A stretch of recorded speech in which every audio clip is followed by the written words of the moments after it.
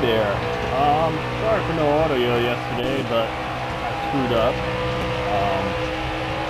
I went to check to see if it was any better after the adjustment I made. I have no idea if it was better or not. Later. I think I got it right this time. Yeah. So we're in Vegas, and the last time I ran here, I finished second, which is a really fast guy. I was a little faster than him, maybe a half a tenth, but I was too far back to close up the distance in time. The traffic would be a very fast guy. So, but I had a really good truck, really good setup, and I tried to do the full experimental setup back then, but I had to kind of cut half of it out. Too loose. So here, I decided to pick up that work, and I started off. I put like a round of wedge in before the race, and it was fast, but it got loose very fast. I had caution about halfway through the first stage, and I made another adjustment. I don't take big swings unless I know they're needed. This setup, I was creeping up on it. I had 2 clicks at a time. If I know I'm going to adjust the wedge, I'll add 2 clicks. If I know I'm going to adjust the tire pressure, I'm figuring like a half a pound. And then, it's early enough in the race, you can see what effect it has on it. Now, if I couldn't drive the thing at all, I would, take a bigger swing. But I can still drive. And that's important, to not adjust yourself out of contention. There's enough ways, to lose the chance to win a race. But, shooting yourself in the foot shouldn't be an option. So I added wedge. And I got to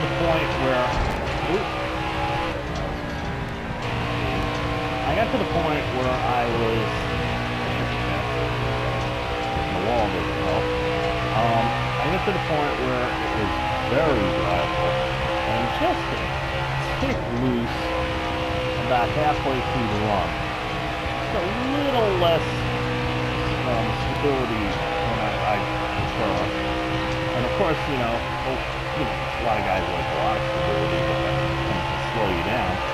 So it was fast, it was drivable, and I was able to do a bunch of stuff with it.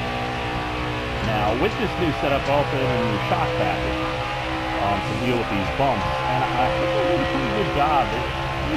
You still hit them once in a while. There's certain spots, like one over here, and not fitting, so I'm going to hit again. Wow, almost. I probably could move it if I tried. See, I only took, that was like 53, 2. 4 plus all over around the wedge, and I just took a half a pound out of here. So I'll take another quarter pound. See, it was there. I did that. This run, I'll go there. I haven't had a really long run. All the runs have been cut in half, only about 20-something laps at the most. So I don't know how it's going to do if I got to run 48 laps. Kind of hedging my bet a little bit. I'm really fast. I should have done that.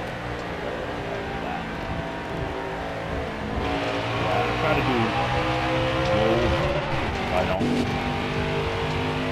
pass before the line. Without talking, not paying attention. Get a ball out.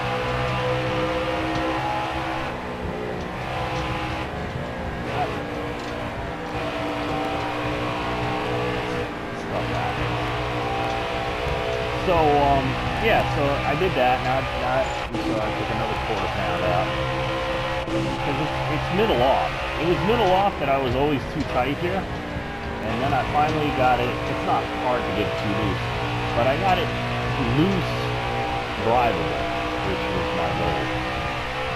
Not just, have stupid fast and then go away halfway through the run. kind of got to go through that with your adjustments once you get the right adjustments, which I think I have now. So I'm going to try this and come back here and Incinerating Cup, a little version of this. A little bit different truck. They didn't get tires, so I'm much faster than them because they're on a different tire thing. So they're going to pit probably with about 30 laps to go, 30-something laps to go, if we go green. I will probably, if we go green, I'll probably end up lapping over. It's only 2 laps to get to the end, but I don't want to do the save thing.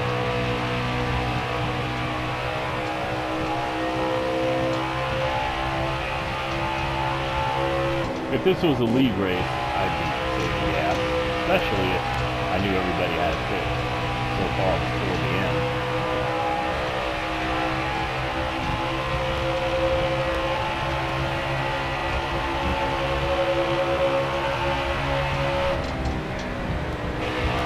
Very good. See how, look at that.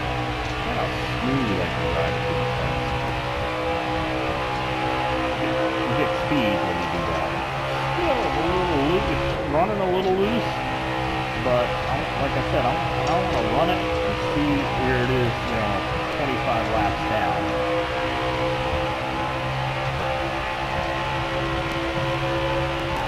So we definitely have a new setup. Successful one too. I won the first 2 stages.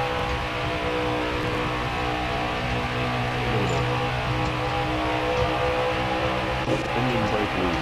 Nothing. No contact. Nothing.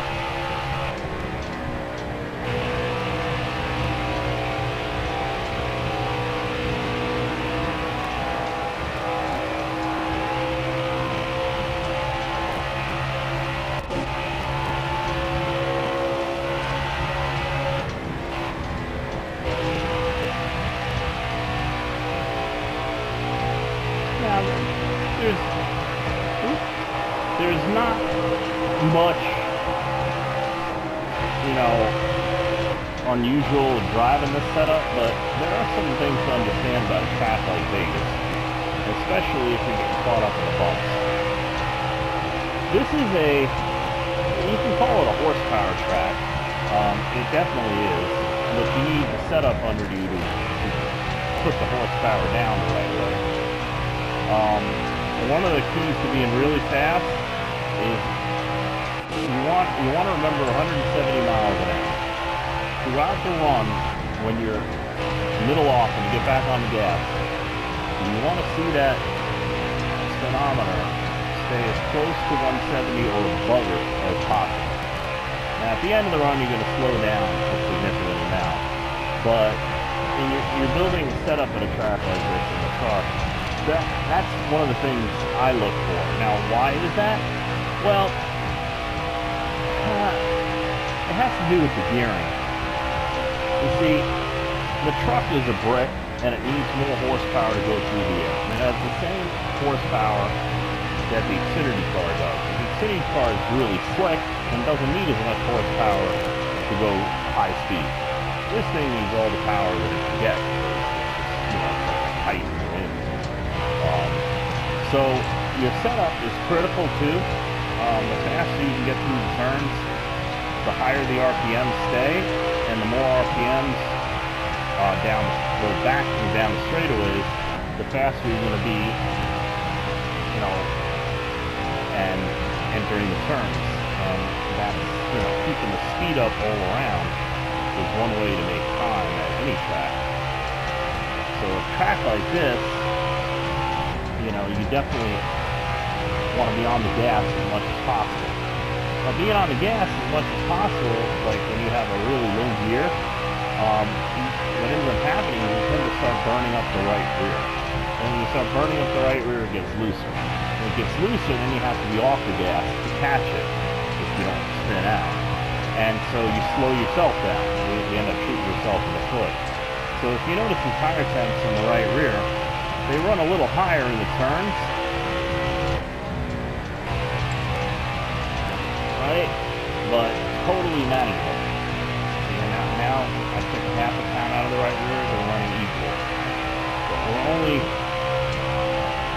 laps into this run, so a little too early to tell.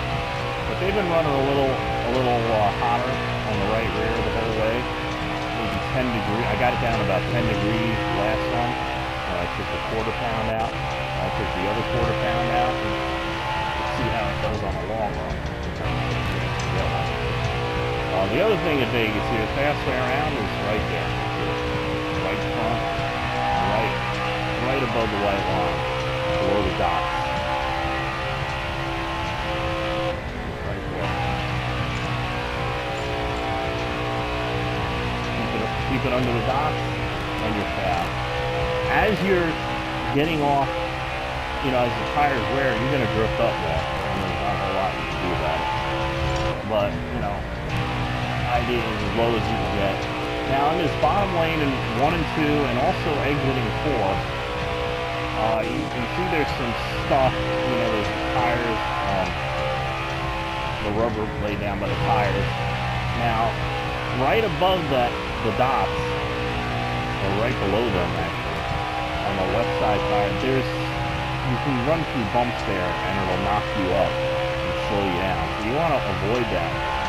And when you start wearing the tires and it starts to slip on you, you want to be aware of that so you can try to avoid the bumps. So you lose more time in the bumps than you will with tire wear alone. This handling is really, really nice.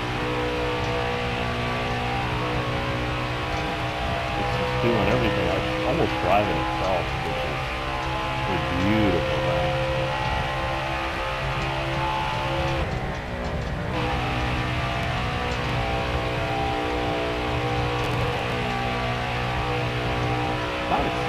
I should be faster. But that's okay. Only because they didn't take tires. I did. Twice. So.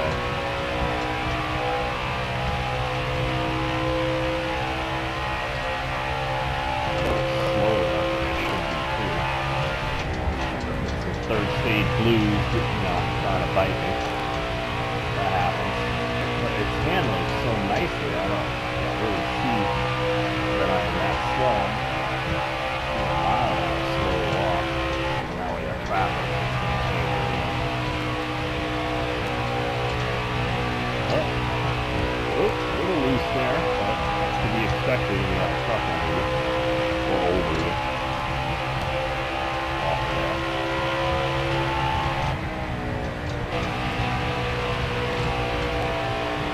Yeah, when I'm getting into turn, I'm avoiding the bumps in 1 and 2, and I'm just looking to get back on the gas as quickly as possible.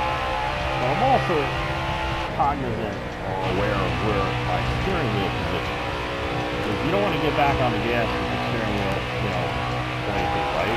Or you just want to get back on it pointed at least to the left, a little bit straight. Or depending on how you have your setup.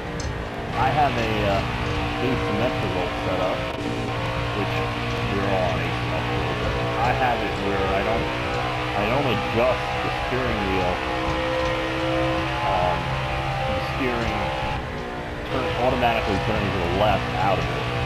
You can do that. I've done that before for other people, but to me it's not as bad.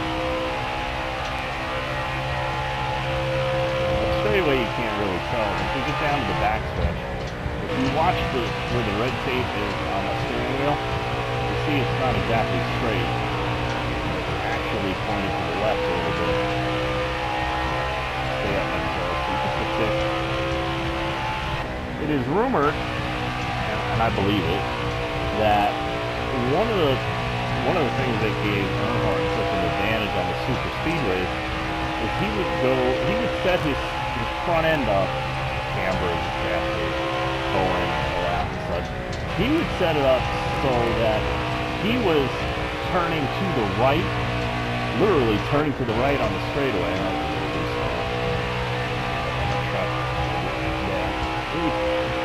He would have to turn to the right to keep it straight on the straightaways, and he would turn it back literally straight and go through the turns. That's how skewed to the left he ran his setup at Daytona and Talladega.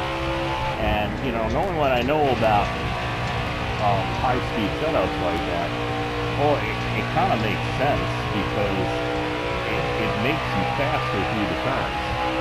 You know, so you can gain momentum whether you're in the draft or not through the turns, which is probably something he learned how to do before the draft became everything at Daytona and Talladega in the early 80s. And I don't know when he started doing it. Again, it's not from him. I never heard anybody talk about it except some of the guys that have worked for him have said he's done, you know, strange things. But they tend to not talk about that stuff. Probably because some people are still using it. I can understand that. They give an advantage away. You know, half a mile in speed advantage at Daytona or Talladega can make you a winning car, especially in the past. Today it's more about luck and friends. Cars are so equal.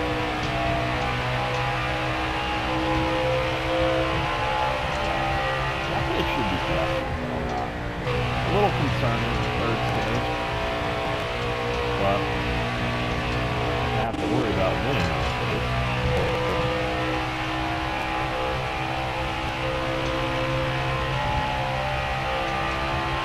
4 laps. Could I say 4 laps? I probably could, but again, I don't want to. I'll drive down pit road.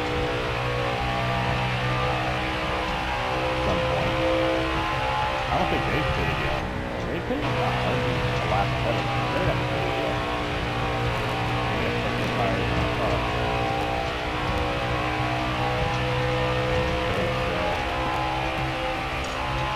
Yeah, they should have pitted already.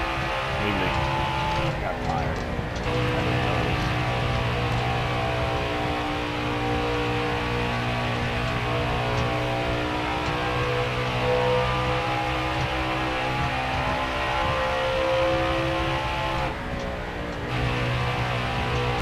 Driving there.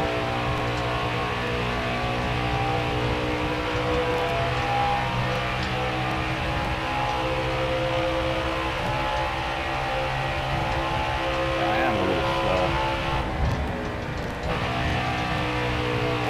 Only about a tenth, but it'll make a big difference. And I can't see that I'm slow because of the setup.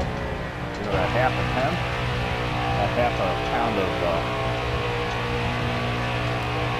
tire pressure I took out, but it's not really thought. It was catching me.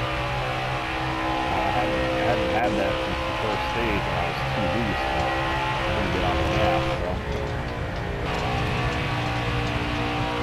I like to be the fastest truck at like at this part of the run kind of thing, so I'm a little taken aback by that, but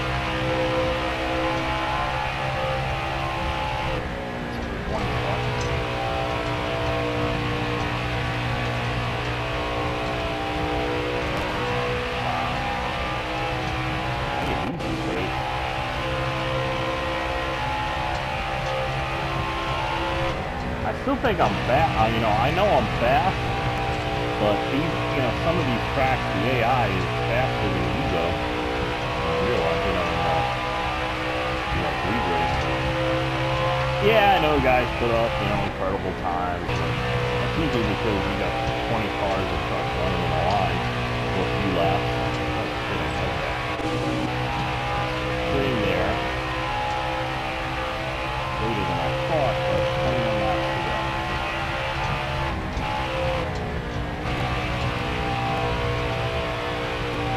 Now, if I had a crew chief or a spotter, I'd be having him keeping an eye on that truck, see what the interval is when he gets out. He was right on my ass. So, more than likely, I'm going to stay out. I'm going to be behind him coming to the end. So, we have 20 laps to go, we got 16 laps of gas. In a league race, I would have already made the decision to stay out. but a lot of times, racing it out here, and I'm racing Dylan Lupton. I got 3 seconds on the guy behind me at the moment. I'm going to lose time just staying out, but I should also be that much faster than them when I come out of the pits towards the end of the race. And I'm going to need less gas. I'm only going to need a splash. We will go down to, we'll go down to like 5 laps to go. 48 laps, that's 12 laps, so I can fit it 12 laps to go. Still have gas in the truck too, so.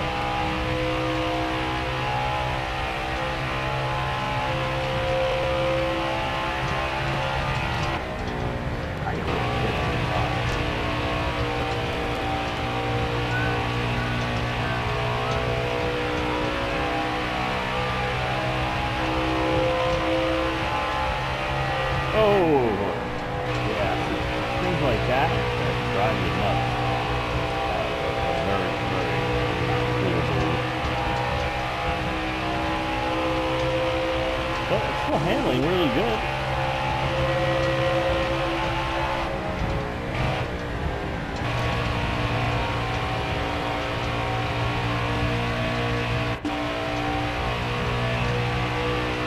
Just a little loose. I can see how they can move like that. I'm not sideways or nothing.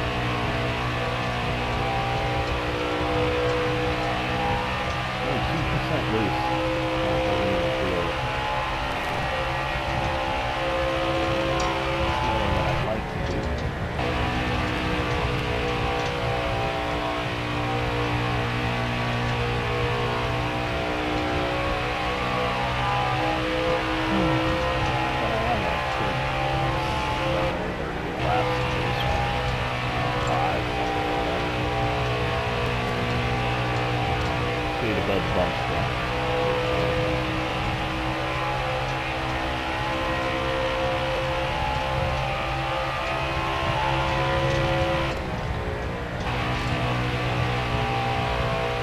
I do all sorts of things with the steering wheel, with the setup I have. Go around the turns to where I want. Keep the speed up. I can't even explain what I'm doing, but if you watch the steering wheel, it's not always doing what you think the truck is doing. To get the truck to do what I want it to do.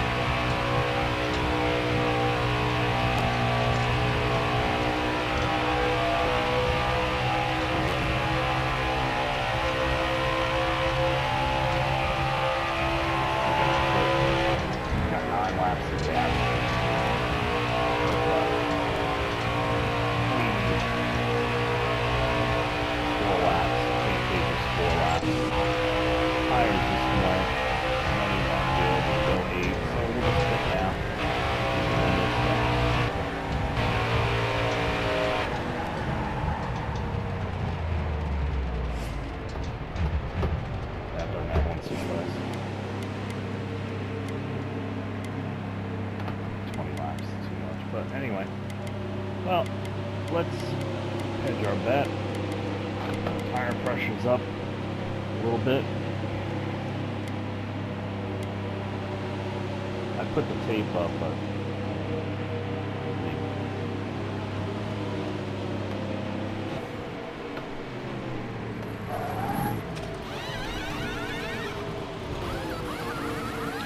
cut about 2 seconds off the pit stop.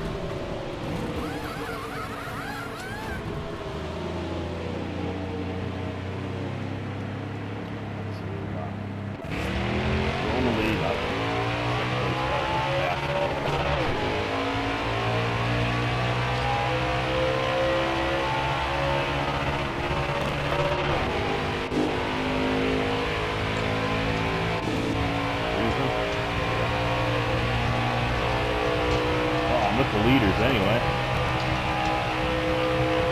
I didn't look.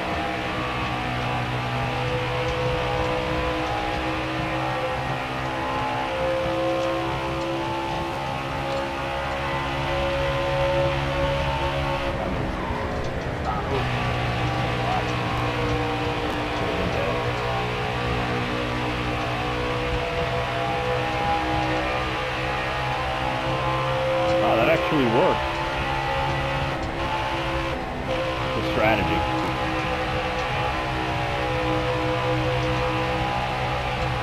Good to have a really fast car.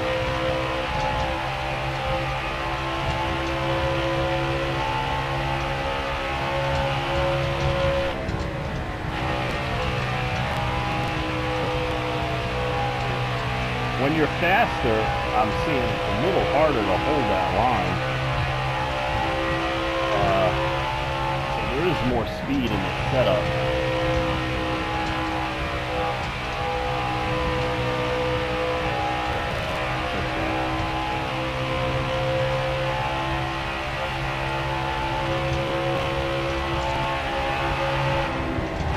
The record. Well, I can say right now I am 0.02 of a second under picking up a full second in speed on my Las Vegas truck setup. If I had that speed the last race,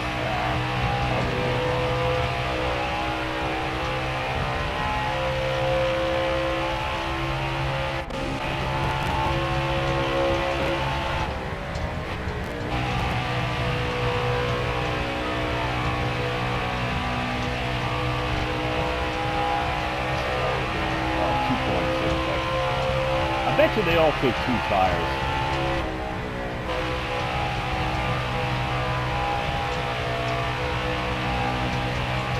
Either way, a much needed win. I gotta fund my Xfinity team.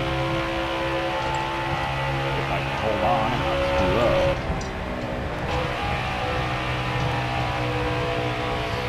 So much easier to drive.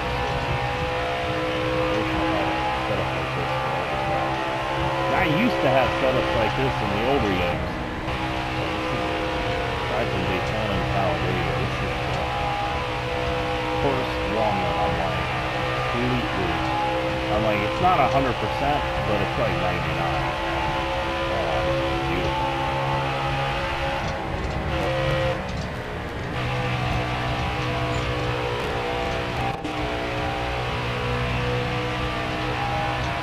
And maybe you want to, make your own setups or you dabble with it and stuff. Best thing to do is get somebody set up that that's fast. Ask him how he drives it, or watch some video, of him.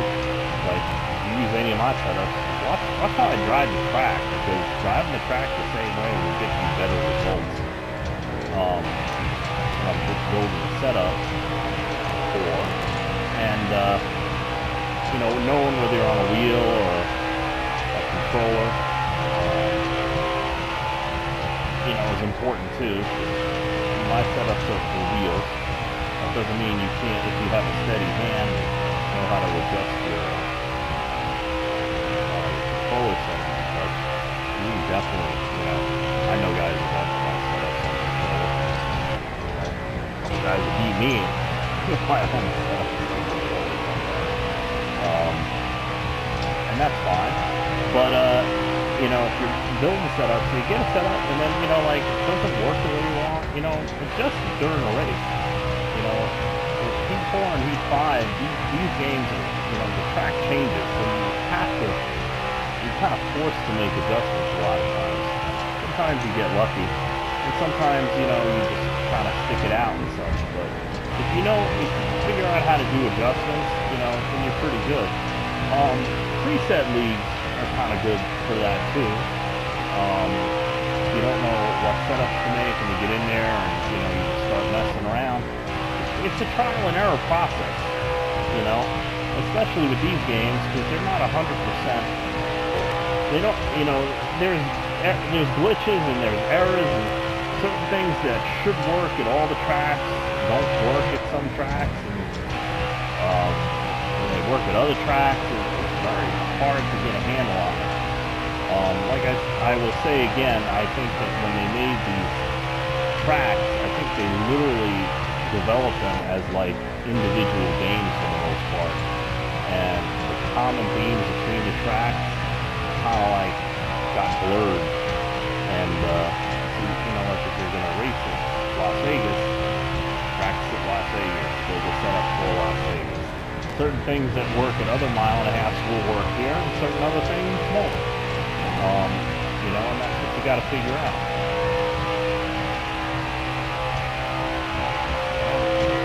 We finally got to the end of this thing.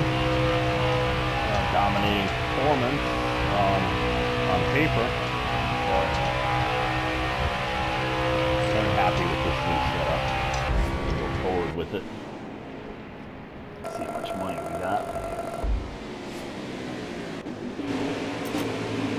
Well, we'll wait for that. So, I think I was third. I qualified third. I never qualified well, so.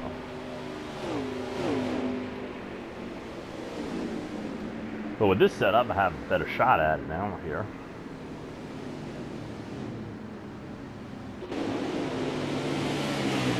Let's see, right on that white line.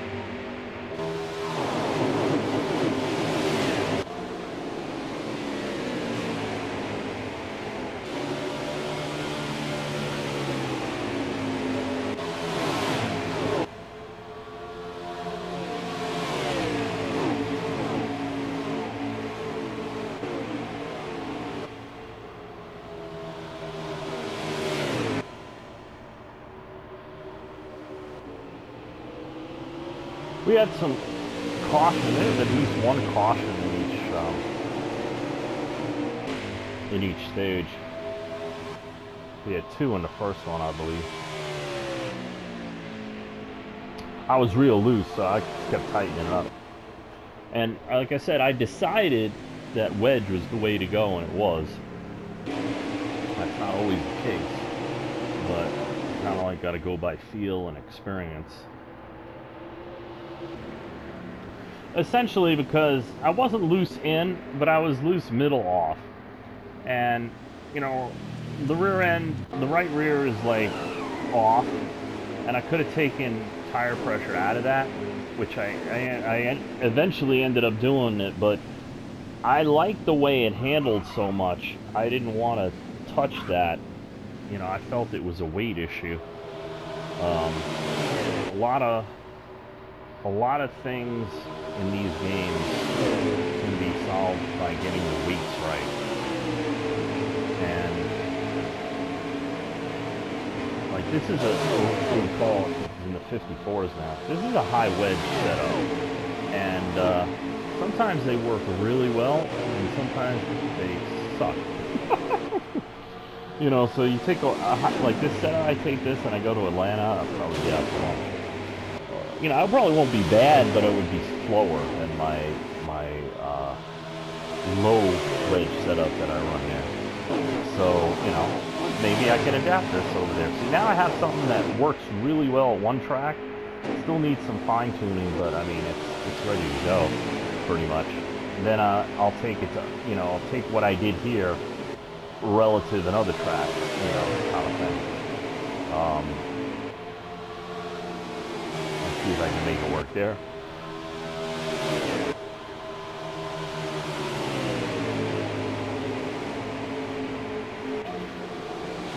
I enjoy this stuff. You know, I take each race as kind of like an experiment. You know, I'd rather have, you know, a setup and just drop in and go, but a lot of times it's not good enough. You know, especially when you race in a league, you race with guys that are just ridiculously fast sometimes, and you can't, you know, you got to get faster. So it's like, okay, well, what are things you can do to get fast? Well, learn the tracks. You know, oh, there's like 30 tracks. Yeah, you know, but learn them. You know, run races down them, run AI races down them. Run AI races faster, that they're faster than you are. And it forces you to figure out how to go faster. You know, there's not a whole lot of tools for helping you in these games, but use the tire pressure. You know, you see one tire, you know, a lot hotter than the others, well, that's the one you work on. There are guides out there in real life that, you know, help you work on it. The Ultimate Stock Car Racing Guide is one of them.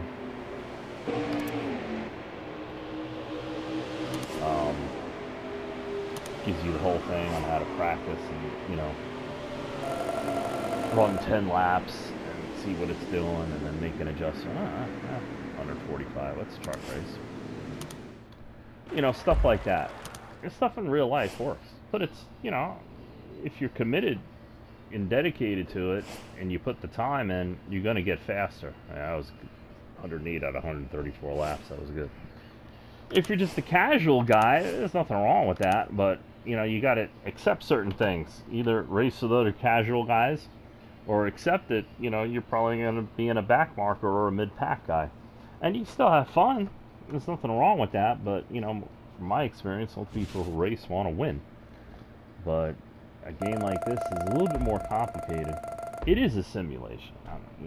People say, "Oh, it's a bit." No, I played games that were real video games, and racing, and NASCAR, and whatever. This is a simulation. Now we got 24 extra, so that'll be about 200. 200's good.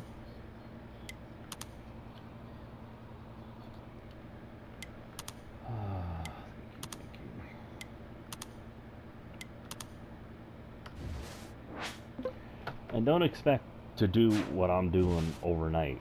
You know, I've been, like I've said before, I've been, you know, sim racing since the 80s, really. But seriously, since mid-90s, 96. And, you know, it's not easy. It's not easy. Like, a track like Martinsville is really, really hard.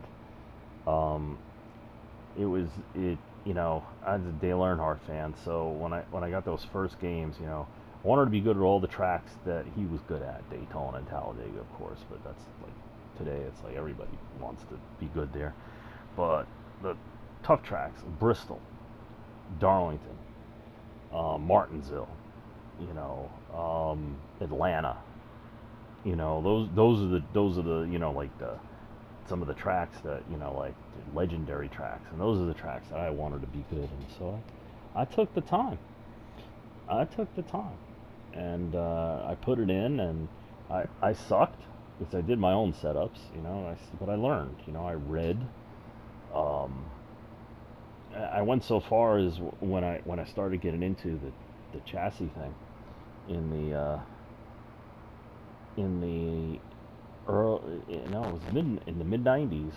I ended up with a 85 Buick Regal, and yeah, it's a Buick, so you know, there's a G-body car, rear-wheel drive from the 80s, like, you know, the 80s NASCAR stock cars, and I always liked the shape, the Grand Prix, the Monte Carlos, the Oldsmobiles, Cutlasses, and such. Thunderbird, especially like the '96 Thunderbird, I think is the best Thunderbird for NASCAR. But anyway, so I always liked those cars. So I got one. I actually got it for free with like 200,000 miles on it, and it was only a 3.8 liter, you know, regular six, like 120 horsepower, 125 horsepower. But you know, I was dabbling. I had my Formula at the time. I was dabbling, and I adjusted it. Adjusted the throttle body, 2-barrel, crappy, you know, carby thing.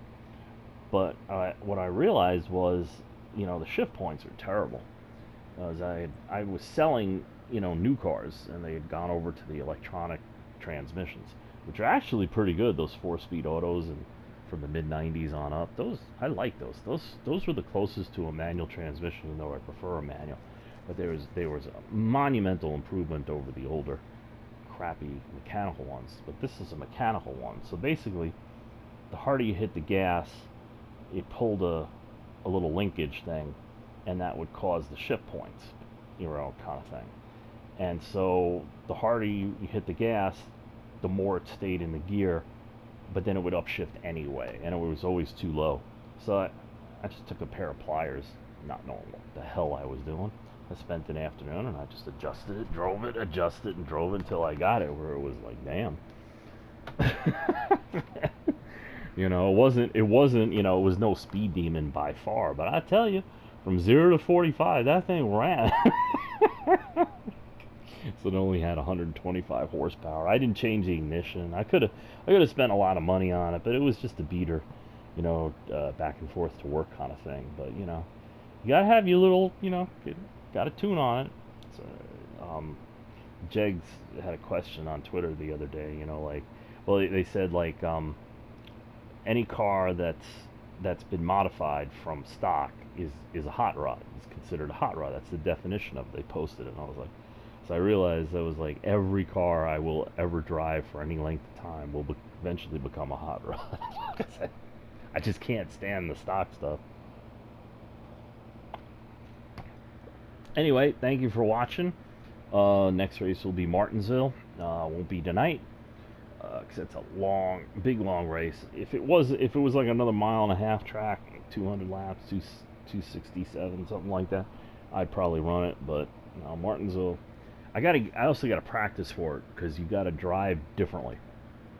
You got to drive totally differently at Martinsville than any other track, and it's a very specific thing to me. So I kind of like got to get in Martinsville mode, and I'm not gonna do that tonight. But anyway, you guys have a good night, and I'll talk to you soon.